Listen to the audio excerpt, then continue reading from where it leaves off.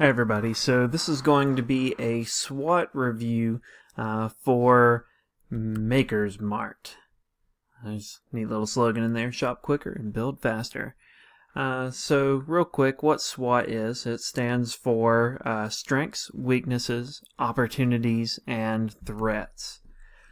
But let's begin with the title of the store, Maker's Mart. What in the heck is a maker?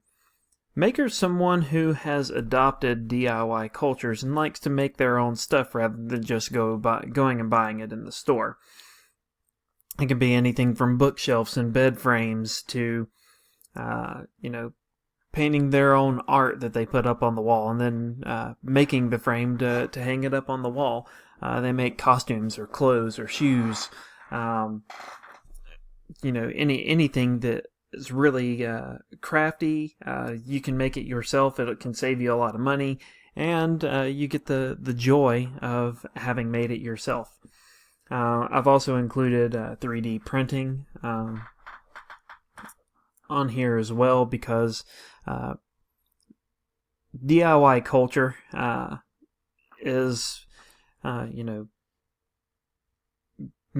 being a maker is a part of DIY culture, and whenever you are a maker, yes, you do a lot in the fine arts and the crafts, but it also has a technological component too. And so using things like 3D printers, CNC machines, vinyl cutters, things like that, would fall under the maker category too. So here's just some company information. Again, this business does not exist yet. It is a fictitious business. However, it is one that I would like to try to build. So we're going to service several industries, and they're all listed here: costuming, cosplay, woodworking, sculpting, sewing, so on and so forth. You can see all the things here. I do want to add a collecting section in there just because I think it kind of goes hand in hand. People who like to build their own stuff as far as 3D printing, graphic design, illustration, painting, costuming and cosplay, sculpting, sewing, they generally have some interest in collecting, with toys and figures. Maybe they're doing something for a comic book or a convention or something like that. There might be some room for reaching out to collectors there as well. Plus, it's something that interests me. Right now, I really only want to operate brick and mortar locations in the United States, but I would like to open up e-commerce, and this should say also to serve the UK, Australia, and Japan because they're big markets, especially in the convention world. Going to headquarter the business here in North Carolina, probably in Wake County in Raleigh. It's a great place for startups, Nomadlist.com ranked Raleigh as the number 7 best city in the country for startups. I believe it, especially creative things, having lived here in the Raleigh, Durham, Chapel Hill area for going on 3-4 years now. I can tell that there's a big quote-unquote counterculture and craft culture here in the area. So right now there's no revenues, profits, or employees because it's just an idea. The main competition that I've narrowed it down to are going to be these stores: Hobby Lobby, Michael's, Joann, Home Depot, Lowe's, Walmart, Target, and AC Moore. Walmart and Target are probably going to be the closest to what I'm trying to offer because they do offer a lot in these niches in one location, but they offer a whole lot more because they're department stores and not stores dedicated to makers or people who are trying to adopt the DIY culture and try to be more self-sufficient. So the mission is to be able to provide the most comprehensive selection of high-quality products at a great value for makers to be able to finish their products. As Maker's Mart continues to grow and expand, the goal is to help people to finish creative projects without having to spend the entire day shopping at multiple stores for the supplies that they need. As of right now, most craft and supply stores focus on fine arts or sewing, but nobody addresses the creative community that likes to work on creative projects with chemicals and power tools.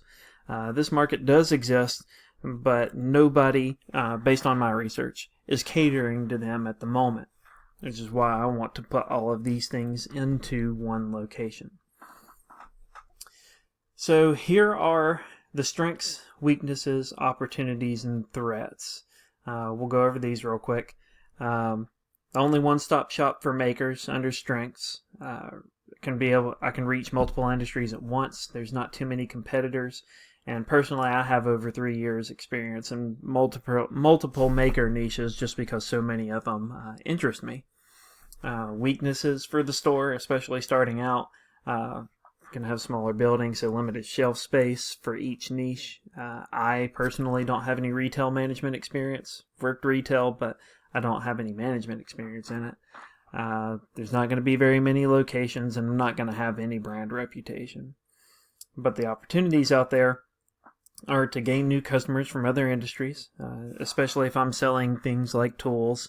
I may be able to take some customers away from Lowe's and Home Depot just because they can pick up other things while they're in Maker's Mart. Convention exposure, we'll talk about that a little bit later, but there are plenty of conventions out there for people who like to make their own stuff. The maker movement is huge right now across the entire United States, but maker movement's strong. Competition's pricing is going to be a threat just because they're going to have more buying power than me at the start. Said little competition, giant competition. While there's not many stores, the stores that I am competing against are giants. And then the e-commerce niche markets, because there are e-commerce stores out there now selling these things, but only in one niche, so I'm going to have to compete with them as well. So strengths are internal and positive attributes. So the one-stop shop for makers. So you're not going to have to go to 5 or 6 different little things that you need. You might only need a 50-cent or a $1 item, but you have to drive clear across town to get to the store that sells it. At Maker's Mart, we're going to try to eliminate that trip across town. And then if you only have to make one drive so that you can get everything that you need, that's probably what you'll do. And that's why I believe Walmart has been so successful and Target has been so successful, because they offer everything someone would need in one location.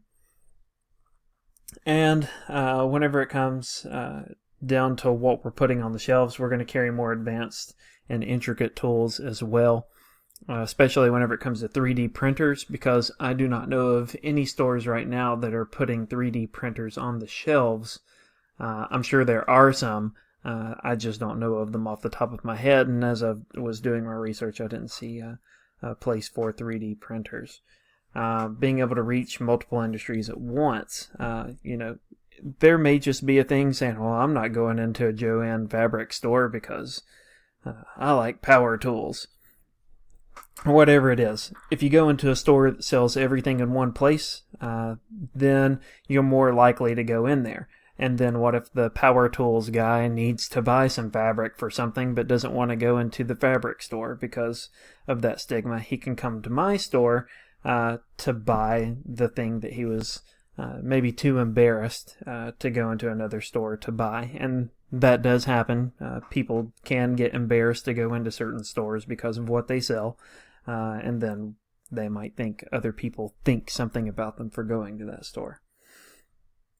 And then whenever you can cater to a broader demographic, you can attract more customers. So you get that one person who wanted to come in to buy the fabrics. They say, you know what, go to this store. They have this and this and this and this, because they wouldn't have gone there otherwise. And they were pleasantly surprised whenever they came in. Small number of competitors. I listed those earlier. And there's not very many of them. I'm not competing with 20 or 30 other major players in the market.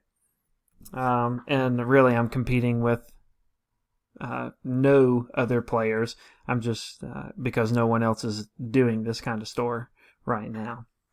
There are no stores that I could find that are dedicated to just a maker's niche under one roof. And then these are just a few things that I have experience in, and there will be sections for those in my store. Maybe not auto body repair, but if I do put that in there, it'll be a small section, probably limited to Bondo and fiberglass. Weaknesses are internal and negative attributes. Going to have limited shelf space. You can only fill a store up so much, and especially whenever you're first starting, your stores are probably going to be kind of small. I don't have any retail management experience. Like I said, I have worked in it before, but not as a manager. So I'm going to end up having to find someone to bring on board who knows how to manage a successful retail business. Can't start with 100 locations. I'm going to have to start with one, and an e-commerce side as well. So I'm not going to be able to test any of the geographic markets. I'm just going to have to pick a place, a good place, pick it strategically, and test the market in the one spot. And as I grow, I can open up into new markets. Not going to have any brand reputation, so I got to sell quality products so that people know who I am, on top of marketing and all that other stuff. The opportunities are external and positive traits. I can gain customers from other industries. Without a type, people will be less reluctant to shop at Maker's Mart, like I was talking about earlier, with stores having stigmas to them that people may be too embarrassed to go into. And then, I can shorten people's trips and make it a lot easier for them. With the maker movement and the DIY culture happening right now being as big and as popular as it is, people are more interested in doing these things, and they need a store to go to where they can get everything at once. Being able to get in at the right moment can help propel the business to new levels quickly. Since there are no other locations doing this, that'd be easy to do. And then convention exposure, Comic-Con, Makers Fair, craft fairs, and jewelry trade shows. Set up booths there and tell everyone what I do. And then they can go visit the website and pick up everything that they need all at once. Or if they're in the area, they can go to the store. Then if I open up a store, they'll go to it whenever it shows up in their area.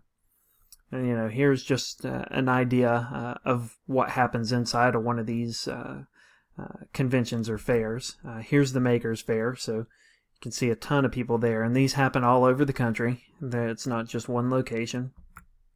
There's the San Diego Comic-Con, the biggest comic convention in the world.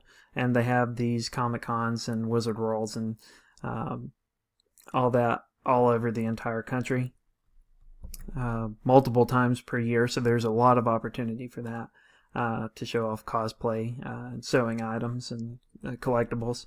Here's the jewelry trade show, the JA New York Jewelry Trade Show. This is the Jewelers Association of America. This is really before it opened up and a lot of people crowded into it, but you can see how big it is. And for the jewelry makers out there that may want to shop at my store, I could set up a booth and show them what I have to offer. Then the additive manufacturing show is everything 3D printing. So if I can show everyone that they can get affordable 3D printers and 3D printer items, then they'll be more likely to shop my e-commerce store. And then threats are external negative attributes.